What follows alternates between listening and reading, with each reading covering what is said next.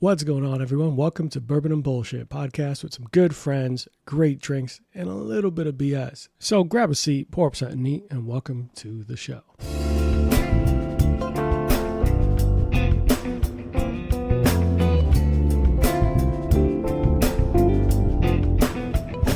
All right. Welcome into Bourbon and Bullshit, everyone. Today's episode is featuring, once again, our support local theme.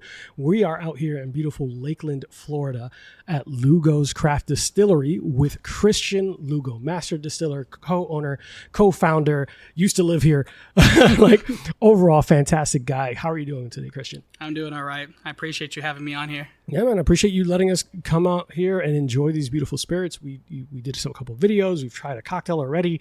And man, you poured me something unique, but we'll get to that in a second. Christian, so tell us about yourself, man. How long have you been in the industry? What got you into the whole craft distillery vibe?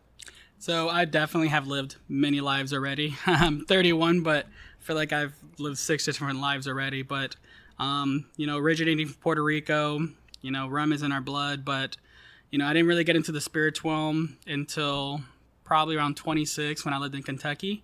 I actually grew up kind of just liking craft beers, and when I was in my younger 20s, and then eventually wines, and kind of that palate just kept building and building until obviously you get to the epitome of bourbon in Kentucky, and kind of that passion grew from that. And kind of just... So when you said you went to school for chemistry and all this, was the intention right from the get, like, hey man, I'm gonna get into like spirits, or like I'm gonna be a scientist? But my family thought I was gonna be a good doctor. It was that route. That's a Hispanic thing too, man. Like my mom's like, you're gonna be a doctor, right? Or lawyer or something else. I played baseball. I grew up, an athlete, intelligent and curious in a lot of ways, but. I was always an athlete, and that was kind of always the plan until a lot of injuries, and God had different plans for me. But kind of just chemistry was just something. To be honest with you, I was kind of pressured into it with my family of wanting to do doctor and stuff. I didn't want to do it. I was really good at the lab. I love creating things. That's something I've realized in the last few years that I'm a very curious person, but I hated the theory of it. I hated school in so many ways, but I love to learn. And I love to learn what I enjoy. I don't know if it's the ADHD in me or my personality, but if I didn't care for it, I didn't really pay attention. But I was really good at creating things and being in the lab and getting those things properly done, getting those numbers I needed to do and actually follow that process. And from that, it's kind of just, kind of got to this. But no, it was never about making spirits. It was never about making spirits.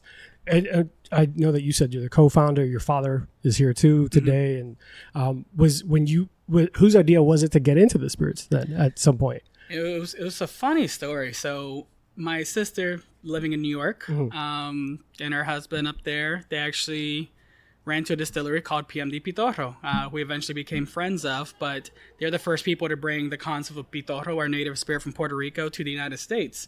And we got to know them and everything else. And my sister's like, you guys should try to, create something like that. And originally my dad was like, oh, maybe we can do a Pitorro bar or whatever else. And I was like, I can make it. And he's like, are you sure? I'm like, yeah, let me try to make it. And got my little moonshine still that I show you in the retail spot over there. And kind of just created those concepts of these rums and kind of just created this whole idea from the Libertad, the spice rum made of real fruits and spices, risky emulating bourbon, that we thought on those concepts. Like I ended up making those other recipes as well. And it was kind of just one of those things that, man, this is actually can go somewhere. And I went to this kind of school kind of thing. It's called Moonshine University in Kentucky, where you learn. Some people go there to learn. Of course, in Kentucky. Of course. It was in Louisville, and, I was working as a chemist at the time. And I hate chemistry, like in the sense of like theoretical, like I just love creating things. Yeah. And, but I had these concepts that were delicious that people were like, you need to sell this, and kind of went to that place to understand the industry, the legalities, what works, what doesn't work, kind of just get a good base of the spirits realm, because it's most people don't know this, but it's a different world altogether. Yeah. From manufacturing to the distribution to on-premise, off-premise, meaning restaurants and liquor stores, the world itself is so different, and in so many different countries and in so many different spirits.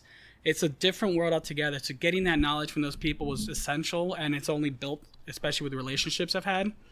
But that was kind of how it started all. So it was kind of like collaborative kind of thing. And then eventually I'm the one who pushed everything forward and, you know, finding the bottler, creating the concepts, creating like the names, the spirit, what it was going to look like. Our brand team in Dallas called Brand Smith. They were amazing and kind of conceptualizing what I wanted to bring out to it. My mom's a great artist, so I would tell her the ideas that I had in my head and she would draw it out. We will send it to the branding team and they'll bring it to the labels, and everything that you see there was coming from our creation in that sense. That's dope. And it feels like the family business nature of it worked out perfect. You have a bunch of creatives, driven, hardworking people. You just kind of got together on a goal and worked together to build it. And, you know, a lot of people are, you know, you shouldn't do business with family. In a lot of ways it's true. One thing that I definitely got from my family is how professional they are, especially my sister being a, you know, big marketing exec, my dad running corporations and everything. And, you know, to give me a chance, because I literally came from nothing. I didn't really even have a salary job before this. It was just nobody would have given me a chance in a lot of ways. And my parents, especially my dad, I was tear about this piece. He was the first one to say that I'm going to give you a chance. And that's how I created this, and that's why I work so hard to make sure they don't have to lift a finger someday. But nobody was giving me a chance in life in a lot of different ways, and they were the first one to do it, and kind of just created this thing. So the family, it's a lot of passion to it. Yeah. Obviously, that comes with a lot of challenges, but it's a lot of love, and we want the same end goal of actually creating this and making this a lifelong thing. So it's been very special and very unique to be able to do this with them. That's beautiful, man. And look, it's 100%, man. Why are you apologizing for? You know, it's 2024. We are allowed to have feelings, right? It's a lot of passion to create at the same time. Those are the only ones that, you know, our employees here that are become family members that seen how hard I've worked for this, how hard we've all worked for this to bring this from nothing to be where we're at. If it wasn't for the passion, we wouldn't be here. Yeah. I mean, and let's also just 100% Bourbon and Bullshit is completely for showing emotions and being a human fucking being. So yeah, this is a passionate thing. If you didn't if you didn't care and love every fucking thing that you did here, it wouldn't come through in all the success you've seen. You could taste it in your product. You could see it in how you build the brand and how you built the environment, man. There's when I walked in here, you could obviously tell you care. Everything from the little twinkling lights up top, every little detail, the flags, the bartender's always right, everything you've built, you could immediately tell you care and love it. So if you didn't, you would just be nothing worth mentioning. Yeah. You'd be just another fucking thing. So no, and I think it's beautiful. And that's always important to have that good family dynamic. Like I'll be the first to tell you that my mom is a huge pain in my ass. Yeah. But there is no one that I think would ever go more to bat for me than that woman.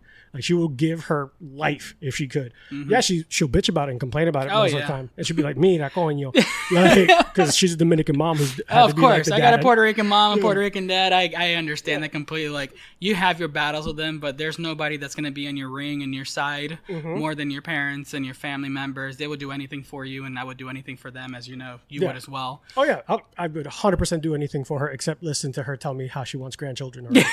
That's the one thing I draw the line. We're not having a conversation. We're moving on. I've been dealing with that lately. So I have 2 dogs. Those are your grandchildren. That's my granddad. Maybe Max right here. That's your grandbaby right now. Coco and Canela are her grandchildren. She better get used to that shit. No man, but it's awesome, and I think there's no such thing as life is a little bit luck, but I think you make it your luck. You make those opportunities and you just seize them, or those opportunities arise and you seize them. Your family all being hard workers in different avenues that you could explore to help build this brand is fantastic. And your father taking a chance. You've been operating, and let's be clear for everyone who's seen images and has heard of your brand, you've been operating for 4 years. This is a massive success for 4 years. This is I don't know if you've given yourself enough credit, but at least from the outside looking in, I don't know if you owe a bunch of money to the mob. I can't tell you that. But from the outside looking in, it looks like a massive success. You've built a cross-brand partnerships. You've had multiple entities in Florida that are looking to work with you. You have made a great name for yourself, and that's not easy in a very ultra competitive space. And I appreciate it. To be self-funded, my dad's the one funding this whole thing. Like no outside money coming or anything else. So it's truly been like a lot of innovation, a lot of creation. We don't have the budget that a lot of these places are putting millions of dollars into.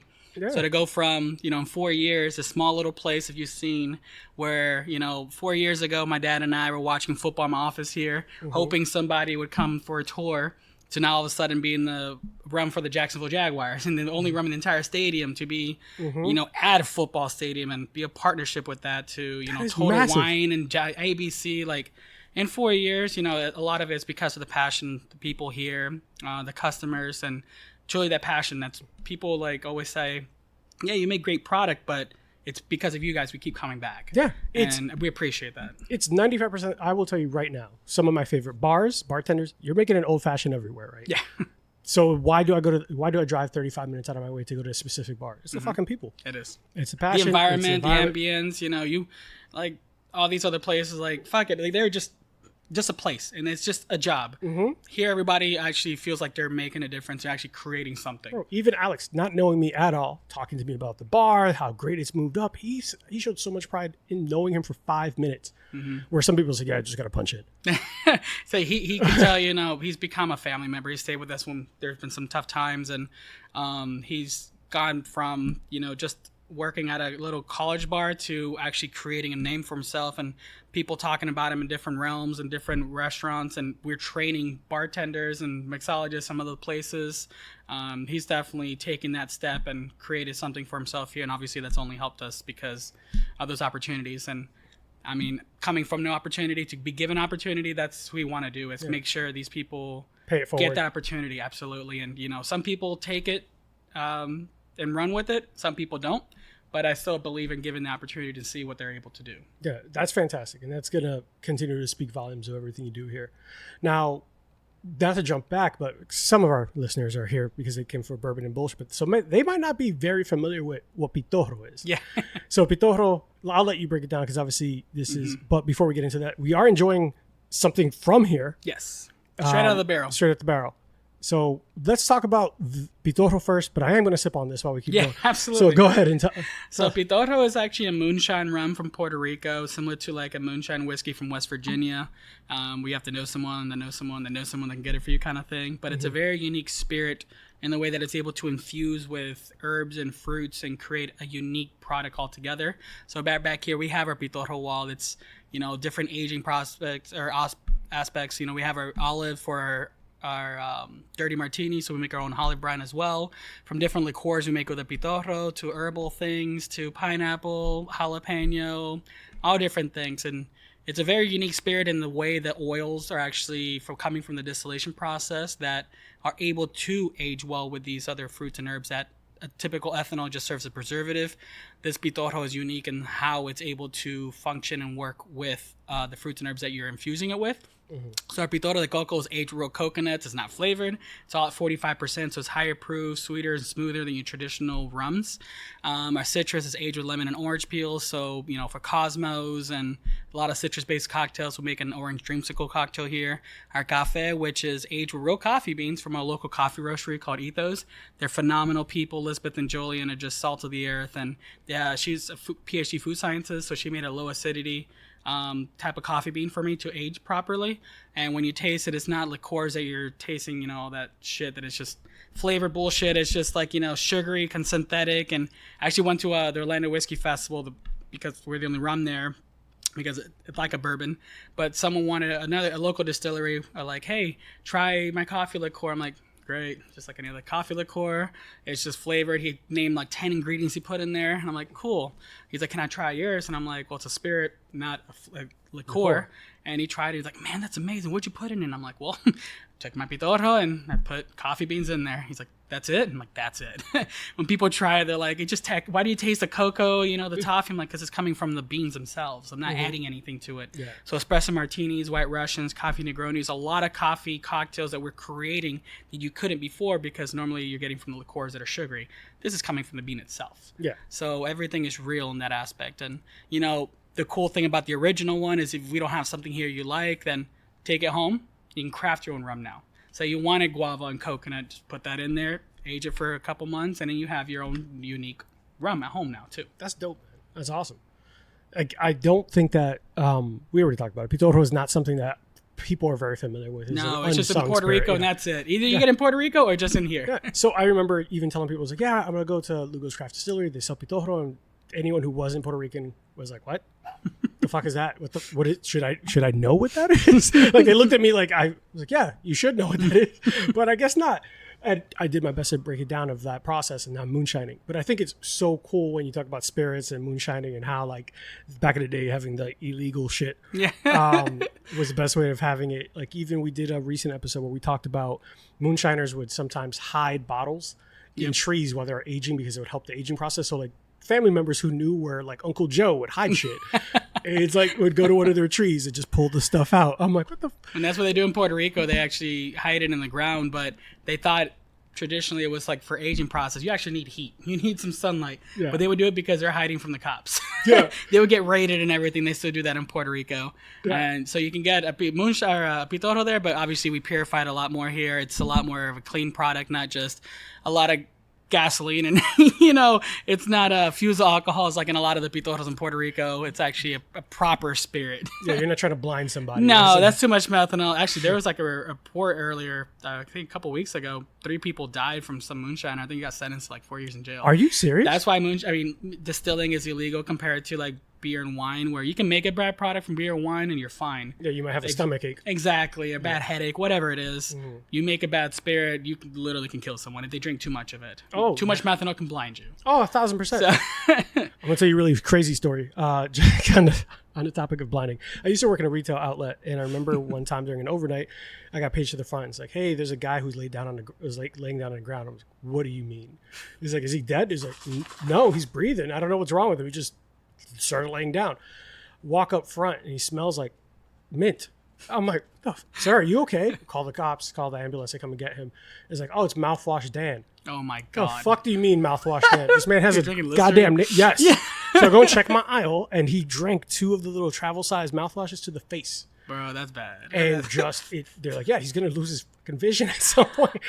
So yeah, there are some very strict safety parameters there for a reason, because it doesn't, you could do a lot of adverse effects to your body. Oh yeah. Outside of like death, there's also other things, kidney, cirrhosis, liver. There's so many different things that you can do to your body outside of just drinking too much. Yeah, of course.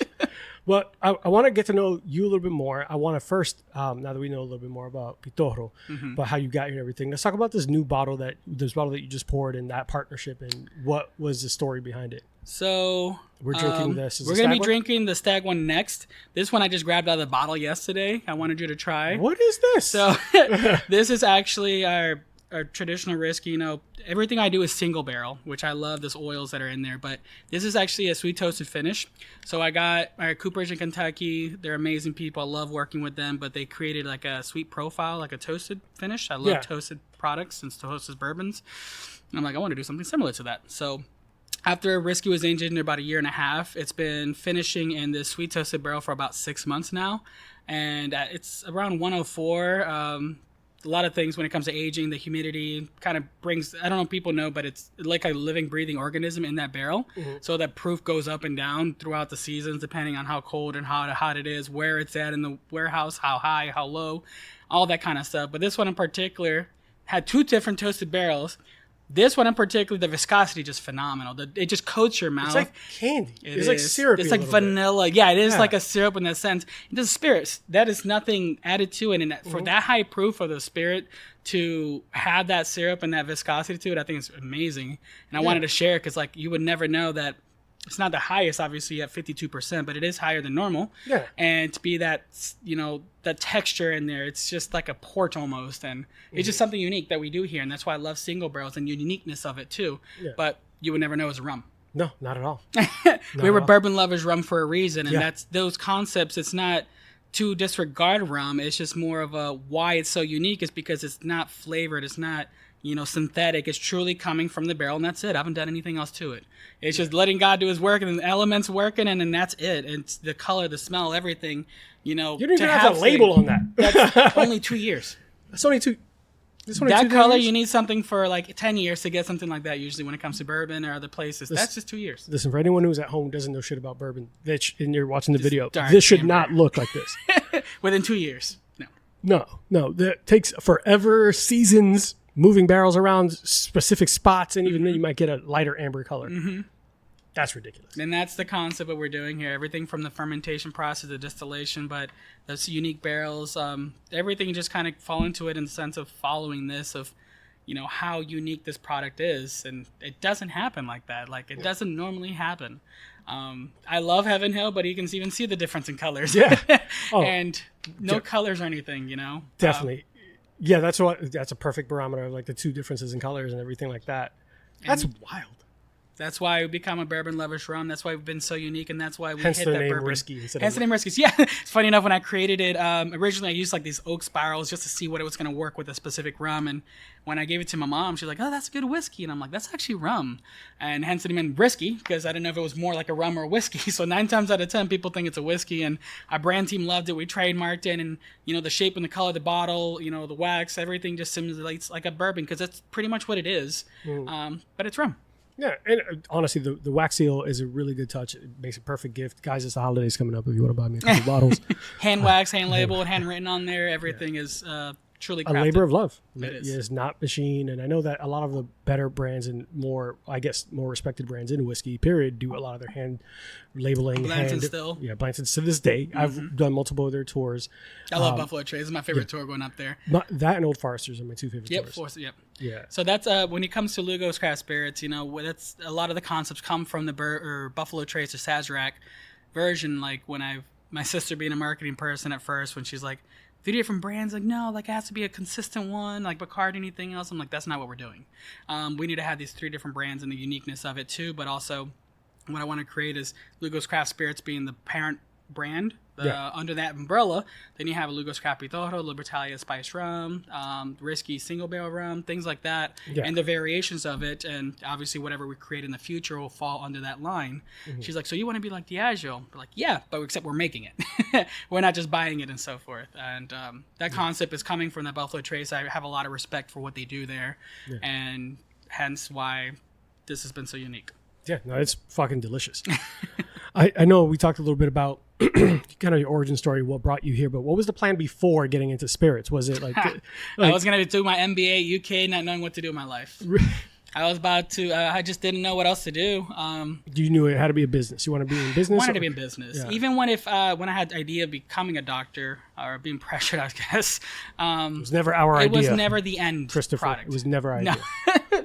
Not once. It was just like, I would love to do this, but I don't have the money so I can start a business. I always wanted to have a business. My dad has always wanted to have a business. We never in our dreams ever thought we would do something together.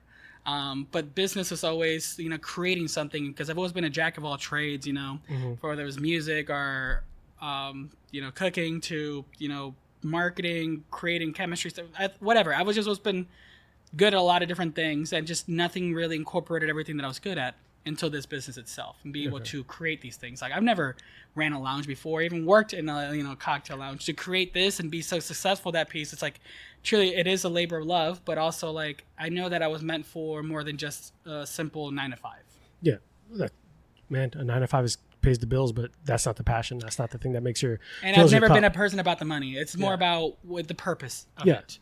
And I understand a lot of people have different lives, and I respect that completely. It's just for me personally, I was like, fuck it, I can't live like that. I'm boring myself to sleep over here, just like working in this office. Like I felt like I was just losing myself.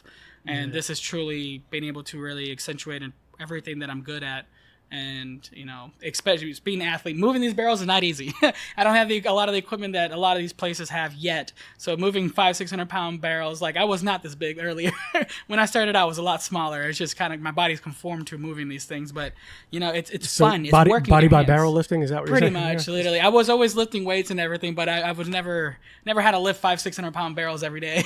See, that is actually it changes you. Yeah, I was like, that changes a man. Man, my back has just been developed ever since then. Whiskey and moving whiskey barrels is probably that's a pro diet right there. There you go. Right? Instead of like taking the painkillers, I can just drink a little bit from the barrel and call it a day.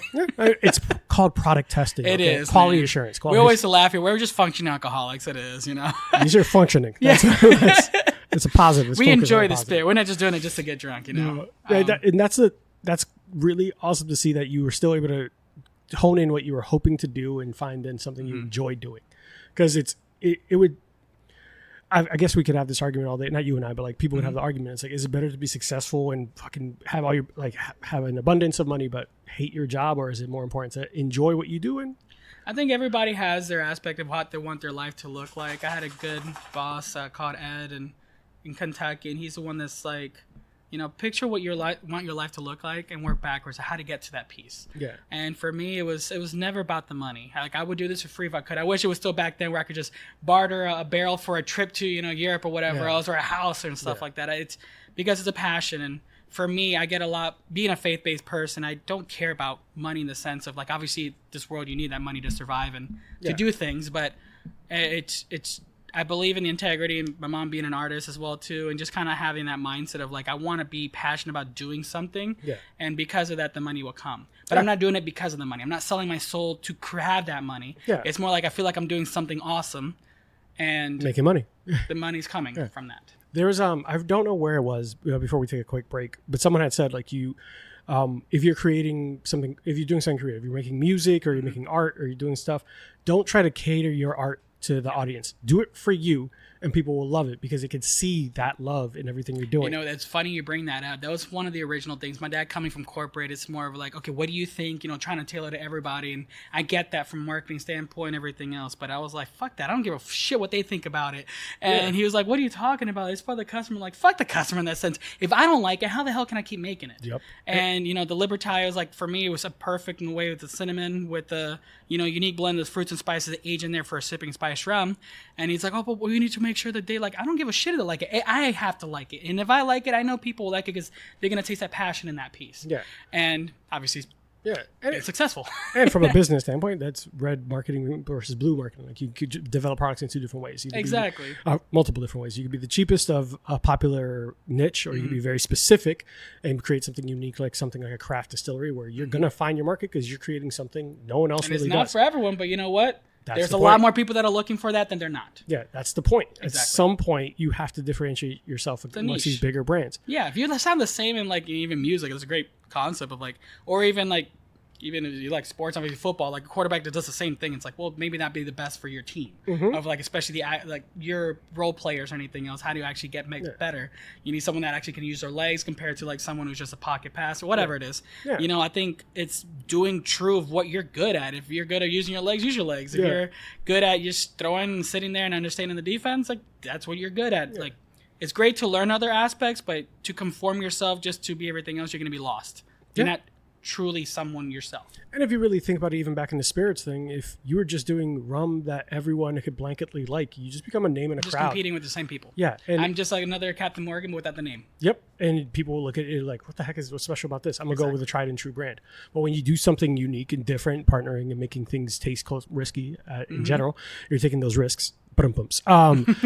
You end up doing something that people are like, ooh, okay, I'll try this. And no one else could emulate it. Or at least no one else is. At least and that's why from the beginning, people are like, no one's thought of this? I'm like, no. Actually, apparently not. No. I just believe that this is the proper route. You know, I think that's one of the things that they respected about us is everybody does a whiskey, vodka, gin, everything else, throwing shit on the wall and see what sticks. And I believe in specializing in a product, and especially with the flavor palettes that all these different products can do. There's something for everyone. Yeah. And, you know, it's like, though, Bruce Lee, it's like, people always ask, why just rum? I'm like, well, I think it was like Bruce Lee said, I'm not scared of the person that's practiced 1,000 kicks once. I'm scared of one practice one kick for 1,000 times. Yeah. You know, you're specializing that, you're perfecting it and creating something unique of it, and you're the specialty, the best at that piece. 1,000%. With those very profound words, we're going to take a quick commercial break. Guys, don't forget, don't drink and drive. Drink responsibly and avoid, texting your ex. Be right back. Hey guys, while you're listening to the show, we know that you might want to partake in some drinks with us and enjoy in the libations. Here at Bourbon and Bullshit, we ask that you drink responsibly. Don't drink and drive, avoid Amazon one-click buy, and for the love of God, do not text your ex. You do not need that kind of closure. They've moved on, so should you, Joseph. You should stop Facebook stalking. She knows. She knows. Now, all jokes aside, don't do anything dumb, take care of yourselves, and be safe. Thanks guys, now back to the show. All right, guys, we are back, and of course, we took a little bit of a break, and Max wanted to make sure he explored and did his perimeter walk, so we are all good to go. For the record, we fucking love dogs, so I'm enjoying the fact that we have a dog on set today. He's a real genius here.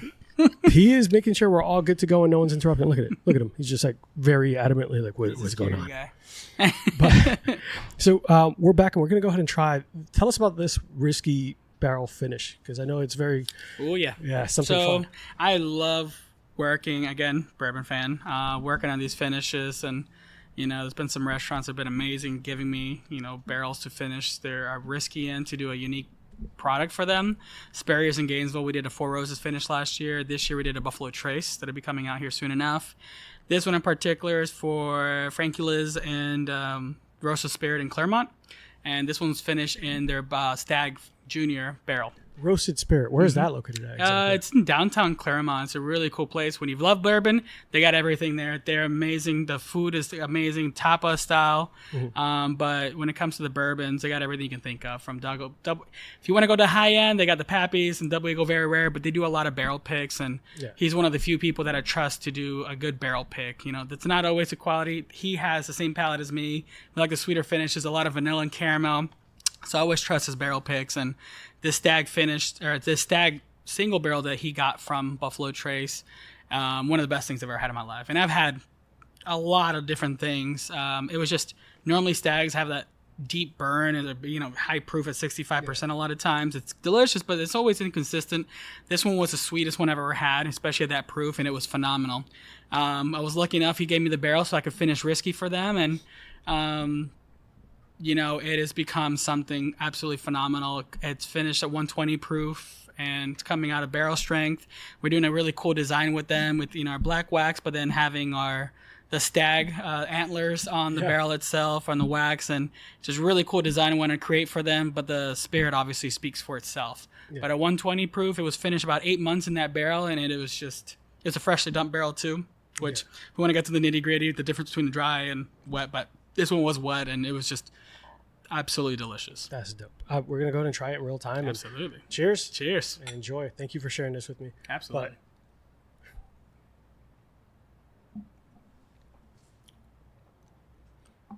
That's way fucking sweeter than I expected. For 120 proof too. I mean, you get the burn at the end, but it's way sweeter than I expected. That's it's got good. that heat, but not that it's like calming caramel notes and toffee and all that kind of coats. That's weird. That's not what I expected. Someone give you a blind tasting. Do you think that was a rum? No, that's exactly what I was about to say. I'm like, that's weird because I see the bottle. It says rum on there. We are at a craft rum distillery, and that does not taste like rum. That tastes like I just straight up poured a whiskey from my house and enjoyed that. So, and that's the thing about it. It's just there's a lot of beautiful things you can do with rum, like bourbon. Back in the day, it was Colonel H. Taylor that changed the game for the bottle and bond, and actually a lot of everybody was calling whiskeys similar to what's going on with rum, similar tequila and all the things, the flavorings, and kind of just call it whatever it was. Yeah. And he was the first one that actually created the bottle and bond act, so to make sure that it is bourbon to be actually the whole process. People don't know. You can look it up. It's a lot of information, but essentially you're being regulated to know that this is actually made here, distilled and aged. Yeah. And I want to do that for rum in that sense of this is aged in a new charred American white oak like a bourbon, but it's accentuating the distillate rather than just hiding it behind these old barrels or whatever else. Yeah. Finish is great, but it's always aging in new charred American white oak because I want to accentuate the quality of the distillate product. One of my favorite that's amazing. This is really, really fucking good. I'm mad at it. I'm mad that I'm like throwing off. I was like, this can't be a rum. But the other thing that's funny is, did you know that the first like food protection act of the United States was because of whiskey?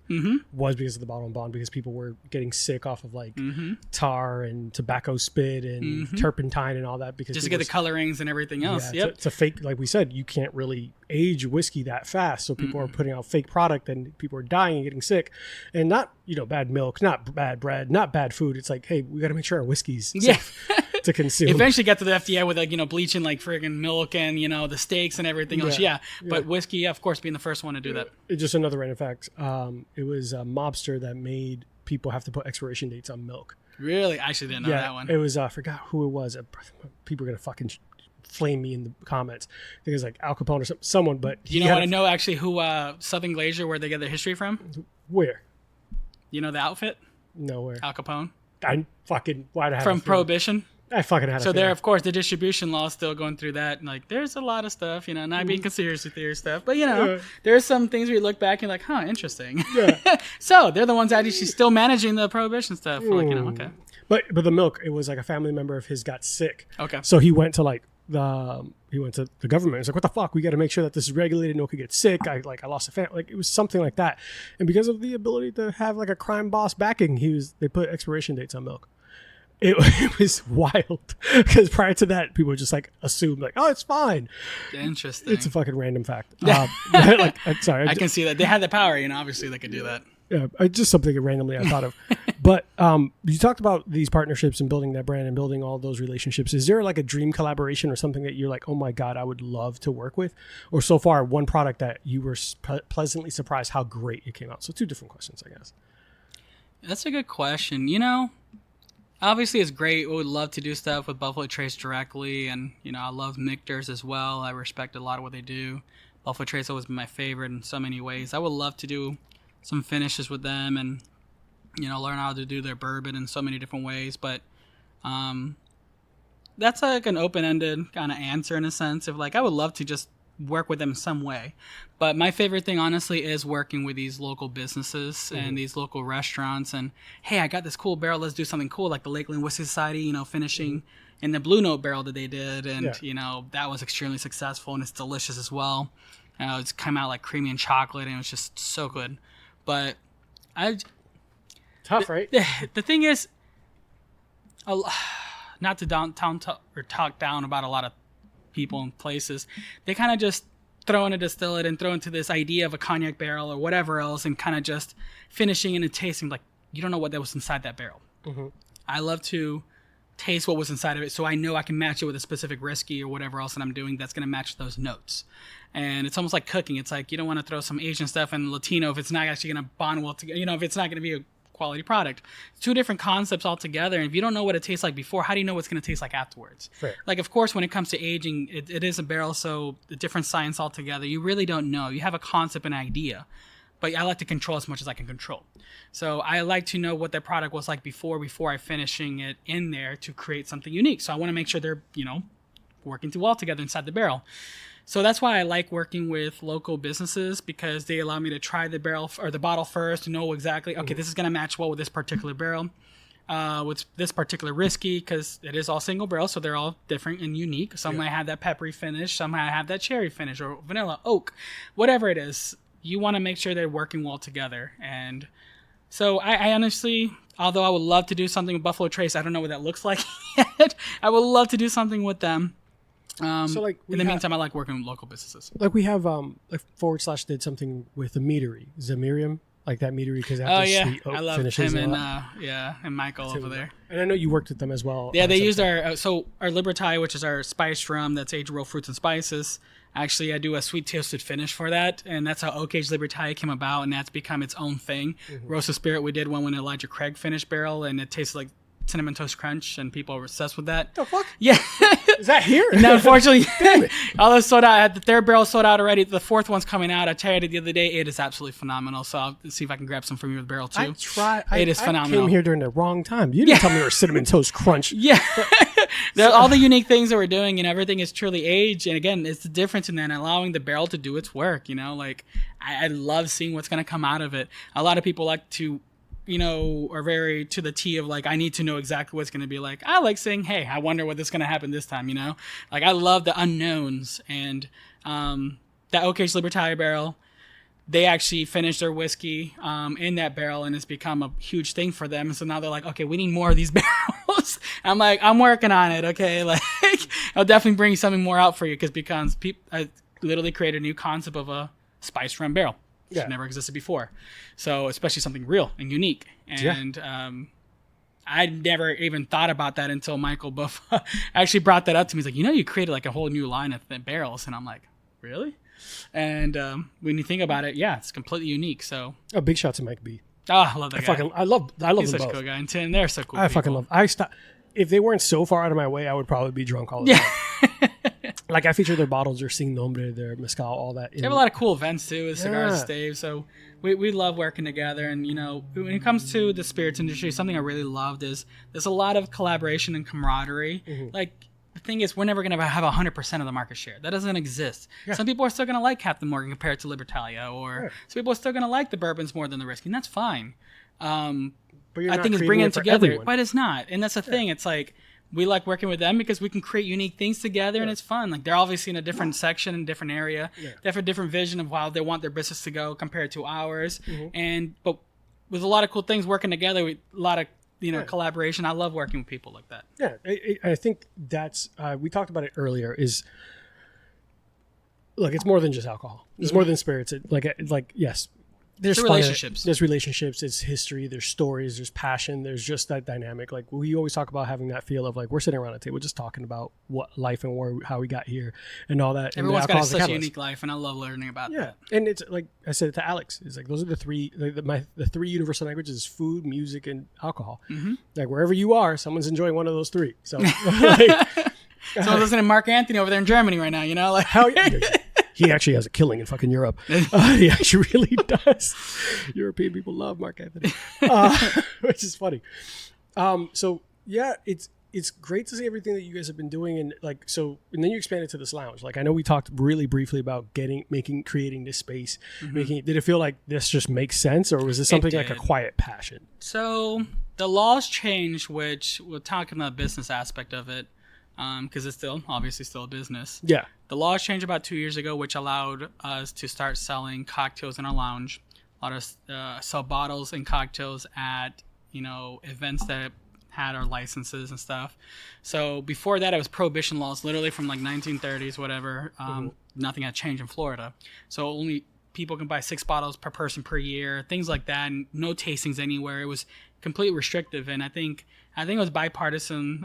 It's not politics, but in both Republicans, Democrats saw like when it comes to the craft space, make sure that craft distilleries are getting taxed less compared to the massive corporations, which makes sense, and allowing us to actually expand our businesses. And I think they did a really good job here in Florida of being able to. I know San Augustine Distillery was one of the people that spearheaded that, so we appreciate those people working.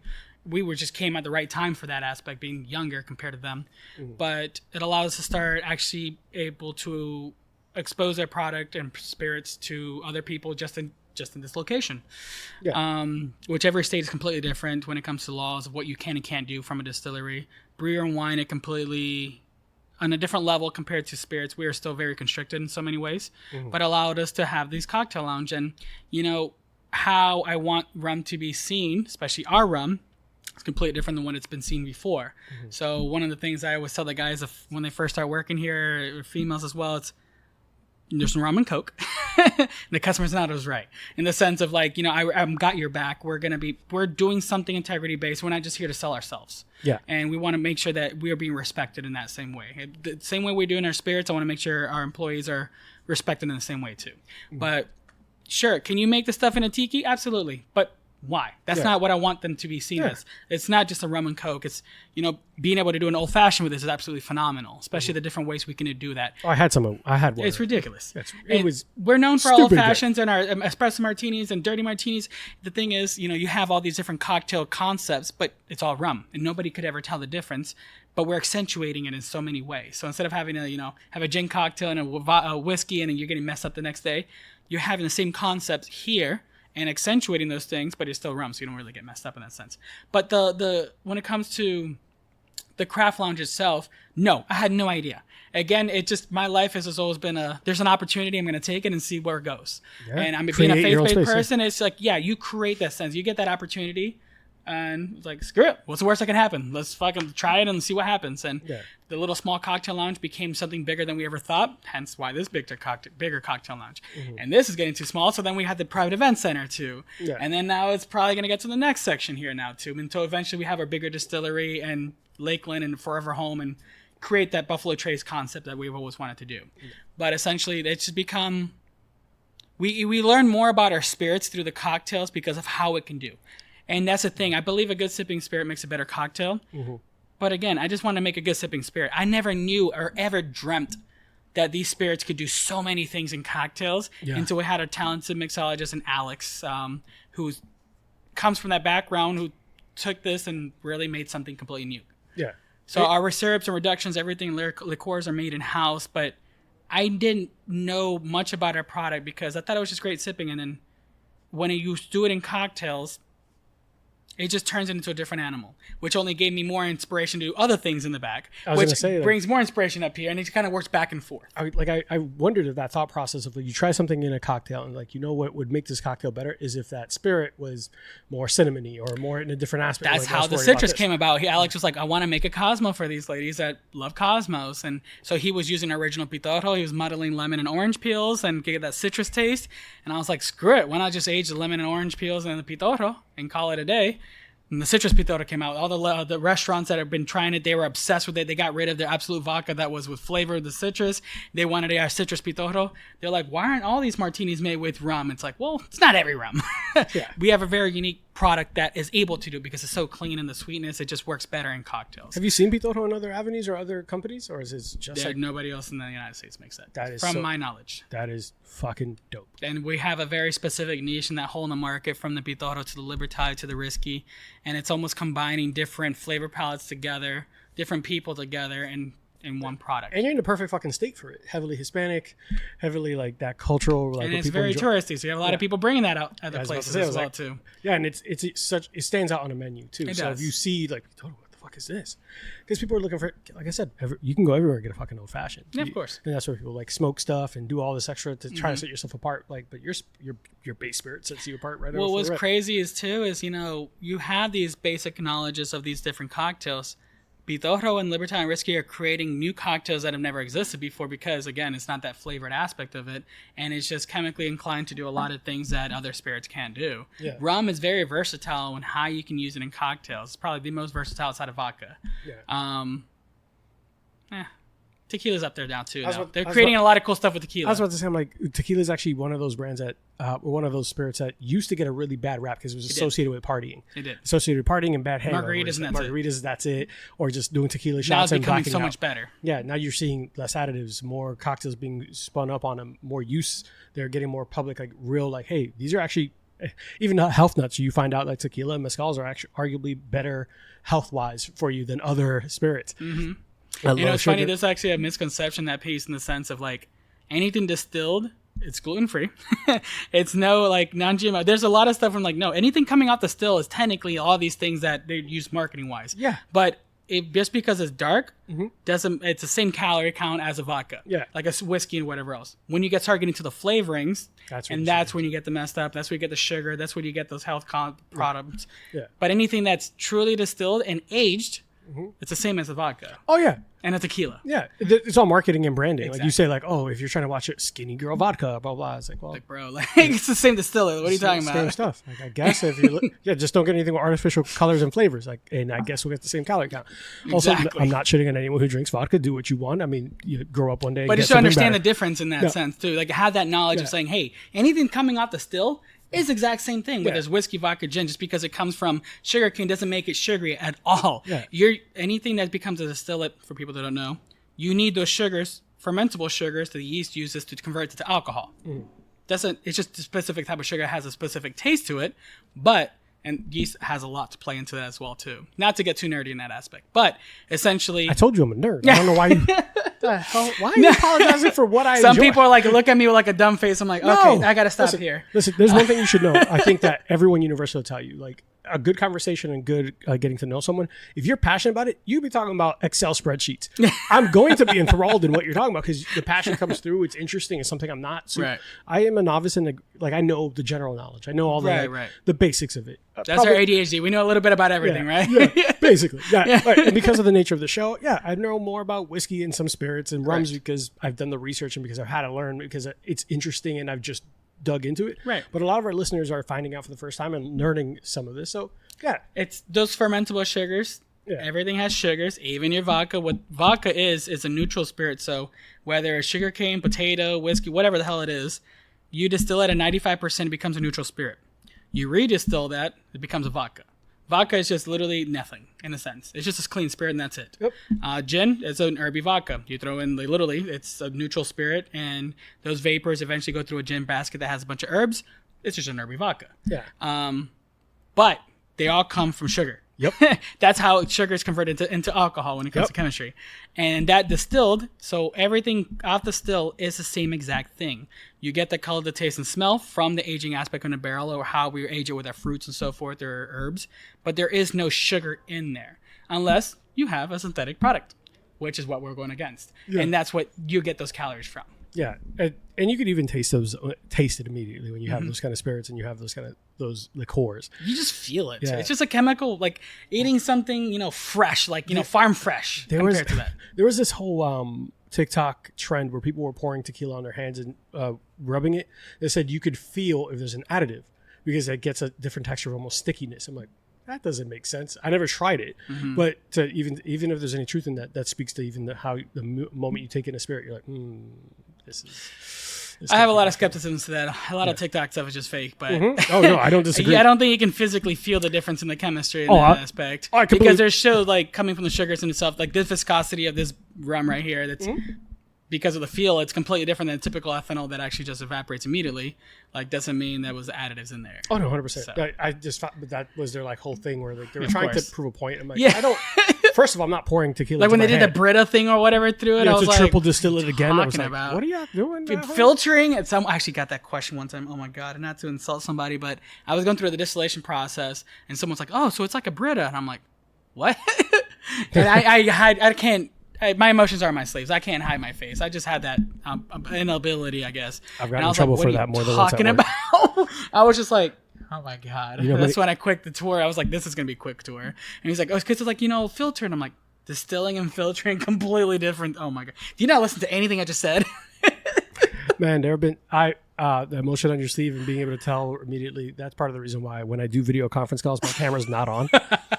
Because someone will say something. Someone will say something dumb, and I'm just like, "The fuck did you do?" God, how are you alive? You're the reason why there's warning labels on everything. Literally, I feel like a piece of shit because it's like Prop 65. Like you have to, like in California, like that's one of the things I'm working on in Kentucky. But Prop 65 is like to warn anything that can potentially cause cancer. They have in Disneyland, they had asphalt as potential cancerous. You have to eat asphalt for like 30 years every single day for the potential to have cancer. I'm like, but people are like that apparently. So people are eating asphalt. I said this to someone. The reason why there's warning labels on certain things is because someone did that. The thing they're warning you against, someone did it. They're like, no. I was like, the reason why they say take Pop-Tarts out of package before you put them in the toaster is because someone threw that bitch in there thinking this is how they heat up so fast. God, stupid people are stupid. So many ways. Like, don't microwave it in this aluminum package. You asshole. There's a lot of things where you're just like, it's like the kid that got rid of recess because they ruined it for everybody because they did something stupid. And you're like, damn, dude, it's like for everybody now. Yeah, I remember when we used to do this. Why can't we? Because Jimmy. Yeah, Jimmy over there fucked everything up Jimmy's for everybody. Dumbass. Like, God, I got stupid. Chewing on rocks. Like, Jimmy. Like, seriously, bro. Like, come on. What is your problem? But it is funny because there's so much truth to that because you'll hear all these trends and or misconceptions and misinformation that just becomes like common, like, oh, this feels like common knowledge, like people dying from eating Tide Pods. Like, how do you should know that you shouldn't be doing that. Like, I didn't go to school to learn that I shouldn't do that. When like, someone's like, if you microwave your phone, it'll charge it faster. And you saw the amount of people that are like, I can't believe you had me do this. I can't believe you thought that was a thing. Dude, come on. Like, that's why comedy's dead. What is your problem? Like, why are you microwaving phones? Like, I remember multiple times I would watch stuff. I was like, no, this is the dumbest. No one should do this. No one's doing this, right? No one's really doing this. Like, people are like, oh, we're doing the cinnamon challenge. Why are you eating a spoonful of cinnamon, you dumb fuck?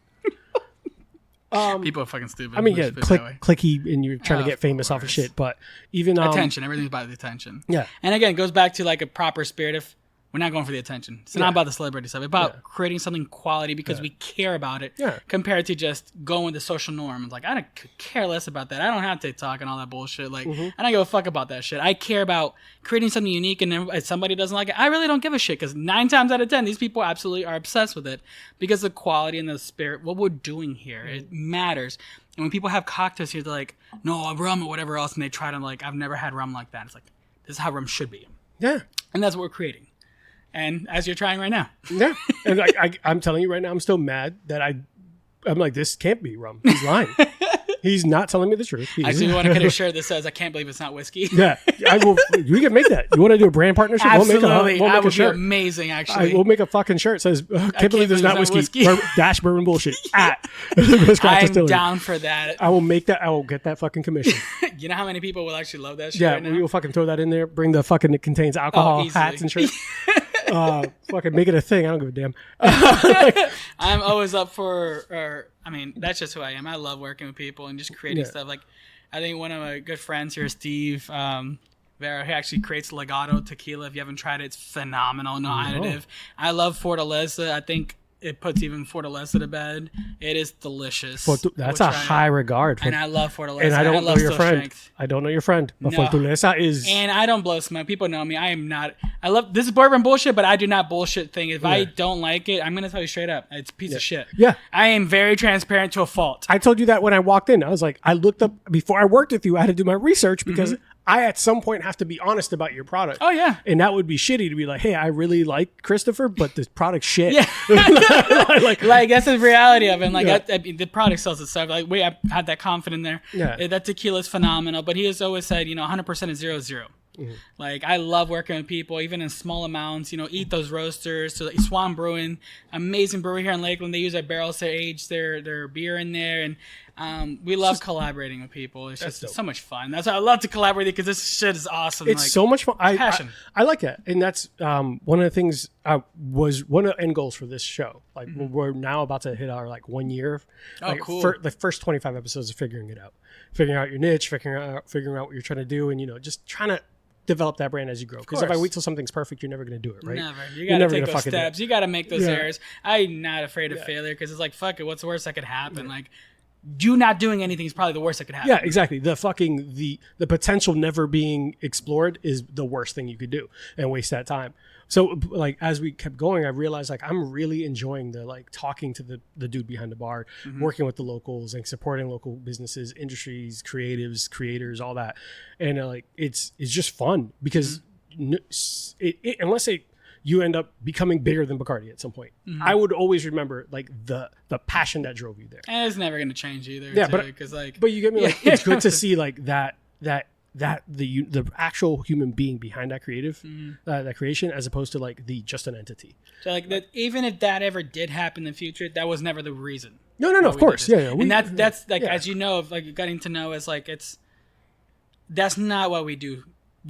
And you shouldn't, because that would be hollow. It is. That would be. It's just trying to sell yourself to them. I don't give a shit about that shit. I care about having fun creating these things. Speaking about the lounge we were talking about earlier. Yeah. We went in a random. I love it. No, but that's I just. Does the lounge have a name, by the way? It's just not really. It's just Lugo's Distillery, Lugo's Lounge. But okay, Lugo's Lounge is the name. It's that's a nice alliteration, right? When I started this, when I come out, I was looking at opportunity to create the spirits.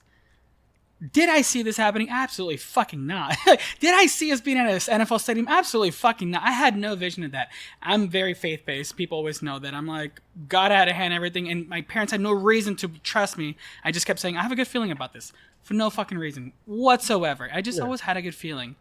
But to think that at a distillery, when the laws didn't even exist when we started this, to have a lounge, to be a place where people become friends, family, relationships, whatever it is, almost like a Cheers place where it's out to be bad. But there's a lot of people that live around here, and it's there's a lot of parking, there's all these events and people meeting together. I'm like, I never in a million years would have thought we would have that impact where people are having a place to get away. Our favorite place to go to Lugo's, because we get away from the world. There's no TVs in here. It is just a lounge where you can just relax, get away from all the bullshit you normally deal with in the daily basis. You talk to Alex, Arden, or James, or us, and it's just, we'll show you the cool stuff, our regulars. I have a barrel club as well, too, that we do a lot of cool stuff with. But it's just the passion and how they care and how they grow. Did I ever envision this? Absolutely. How can you envision that? Yeah. When you start something, you're like, man, this is an opportunity. I feel like this is really great. That's where I was. And it's every day since day. It's one day at a time of what's going to happen next? I don't know. I just know good things are going to happen. Have that faith of we're doing something good. We're making a difference.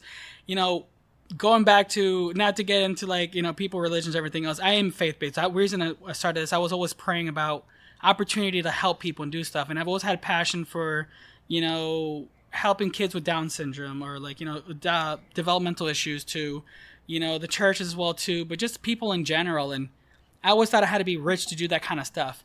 In this process, being able to raise some money for the Achievement Academy, who have schools for people with disabilities. Tell me more about Achievement Academy. Achievement Academy, they're an amazing organization that have schools for people with learning disabilities, and they train them, and it's their own school system and everything else. And we got opportunity to raise money for them, to sell things to help raise money for them. Like, I thought I was going to be like 20 years down the road to do that within like it was the last year when we got started raising money for them and everything, and to have that impact already, and like to see how God has worked in that life to just help people in that way, so use me to help people. I never would have dreamt that to happen, to raise money for schools, to breast cancer awareness, to like being able, even if it's just a donation to raise money and raffles or whatever else, like absolutely, like whatever it is to like help money to help people, or to raise money to help people. Like I never thought we would have that kind of impact already in 4 years to be able to do that. And that's fantastic. It's a labor of love, man. The fact that you guys are so passionate and how much love you put into it all shows why you were so successful so fast. And it was never to sell something. Yeah, but it was to create it. Yeah. I think, and we talked about it really, we already spoke about it earlier, whereas like you do what you care about, you love it. People will see that love and they want to be a part of it. Either share in the experience, be around it. People gravitate to passion and love like that. These are things that people are very hyped about, and they could feel it. When something feels hollow and just pointless, like I'm not really about it. And it doesn't really fucking last. It doesn't. It's last. Very short term, and it might be a flash in the pan. Try it. This is cool. It was great for 2 months. And I've seen a lot of brands already go under in the short time because of that. And I say with all the love in the world to all the cocktail mixology bars and all this stuff, and I'm a big fan of them, and they're big friends of the show, like the Courtesy Lounge. They've moved from downtown to Winter Park. We followed them. Like me and my friends all followed them. I got engaged at that place. Did you really? Yeah, it was a fun story because my fiance and I, when I first met her, she was like the Grey Goose and Cranberry girl, blah, blah, blah. Like, but I was never that guy. Like I would go to the Courtesy by myself and drink and write in the corner. I'm a creative by nature. So I like to write, I journal, I do all that. So I'd go there on a Tuesday night when it's kind of slow and got to know the bartenders, got to know the staff, got to know everyone there, but it became my spot. One of our first couple of date nights, my fiance and I went there. She fell in love with the place. She's like, oh my God, I love the energy. I love the place. I love everyone here. They're so nice. It became a regular. Like whenever people were like, oh, where's G and Rosanna? We're there at the Courtesy. We just became our thing. So we got engaged. Some of the people who listen to the show already know, but I've been working with Billy. I was working with Billy for a year to build this up. I said, hey, I want to do something here to get engaged. He's like, I'm 100% fucking about it. Billy's going to be invited to my wedding. He's going to be an usher at my wedding. But we said it was content for the show, and said we get like 12 seats for the cocktail mixing class. And during that class, I got her favorite cocktail picked as one of the drinks. I was behind the bar as part of content, and I asked her to marry me in front of like the cocktail class. There were like 6 strangers, but they were told in advance, and 2 of the bartenders found out that day it was happening. They're like, what the fuck do you mean? And they know me. They're like, Arthur's gonna get, hell yeah, man, let's fucking do it. So like but that's because I love the people there. Right. It makes it special. Yeah. On the outside looking in, people are like, oh, you got engaged at a bar? It's like, no, motherfucker. It's not the same thing. It's not the same fucking thing. It's not like a dive bar over here Yeah. getting drunk off rum and cokes, you know? It's our date night. It's where we would go whenever we had like, let's say we were stressed out in a relationship, we're stressed out in life. That's where we went. Whenever we had like tough conversations, we would go there. Great conversations, we would go there. Like we just had to fucking reinvigorate and have fun and have a good time. We would go there. It became, during the pandemic, they hand delivered cocktail store to people's homes. Billy delivered a lion's tail and a black, like a black castle black to our house for our 5-year anniversary. Hand delivered the shit. That's special. Yeah. So that's how you know they care. Yeah. So I'm like, so from that point, even before that, I was like, I will do whatever the fuck I need to support you guys and everything I can do. Right. What's the place called again? The Courtesy. The Courtesy. I'm have to check that place out then. It's fucking wonderful, but that is because of the people. Same as like those customers that come in here looking for you, looking for your brand, looking for your product. Can you believe we had a wedding here in October? You see? A wedding and a reception. A wedding. I never would have dreamt that in my entire life. There's going to be a wedding reception or a wedding rehearsal here next Friday. We have a wedding reception here. In December, we have a firefighter event. It's people are holding special events here. That's massive.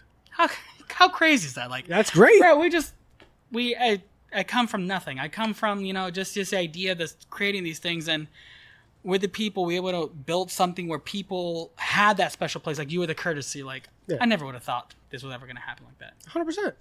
100%. In concept, we're just rum distillery. No, not just rum. In concept. We're not going to say just. We're not doing that, Christian. Christopher. All right. Guys, we're going to take a quick break. I think Max might need to go for a potty break. We will be right back, y'all.